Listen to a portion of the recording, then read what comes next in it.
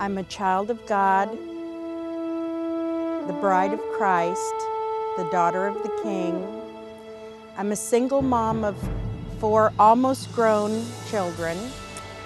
I'm a part of the Woodland Park maintenance staff as the housekeeper. I'm a member of Woodland Park and the Single Life Fellowship class.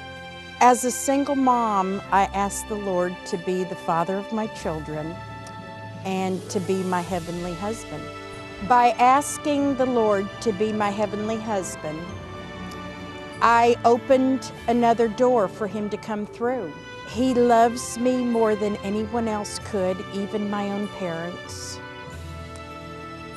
He wants the best for me. He gave me the desire to start getting my finances in order. Also gave me the desire to own a home, which I had never bought a home before. My finances were still in a mess. God put people in my path, people at Woodland Park, to make me accountable to my finances, to get on the road, to get straightened out, so I would be a candidate to buy a house.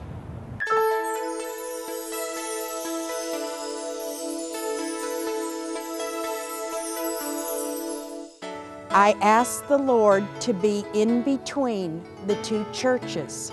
Called the realtor, and when he came out to show me, asked me in what neighborhood I was wanting to offer on the house, money-wise. And I felt like God gave me an amount to offer. And I told the realtor, and he says, "You're wasting your time." In Malachi 3:10, he says that he wants to prove himself to us. And if I never followed through on this house, I would never give him the chance to prove himself.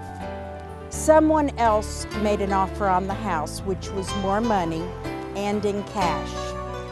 So I felt like the Lord was closing the door on this house. The desire never left for this house, even though it was somebody else's. A week later, I got a phone call, and the realtor said that the people backed out, and if I wanted my last offer to be put back on the table. It was accepted. It's almost exactly in between the two properties. And so many times I drove past this location and just didn't see it.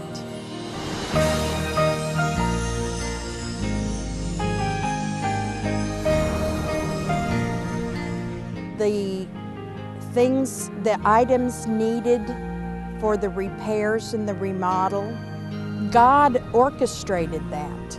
I think if I've done anything, it's the willingness to obey Him that opened the door for other people to do God's work. You know, they didn't have to come after work and work on this house, take their Saturdays, their precious time off from their job to work on this house.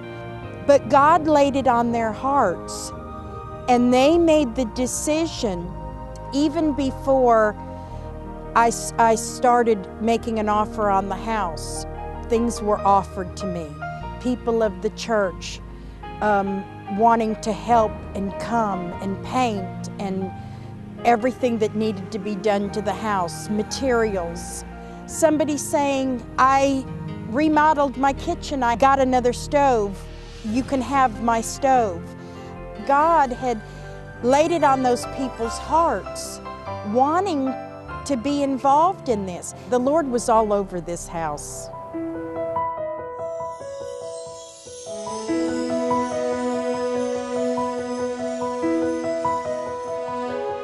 I would like to read this plaque that was given to me by the realtor that said I was wasting my time. When I want some of God's inspiration or need to be reminded that God takes a personal interest in me and cares about every little detail of my life, I take a detour and drive by this address. For it's not just any address or just another home sold.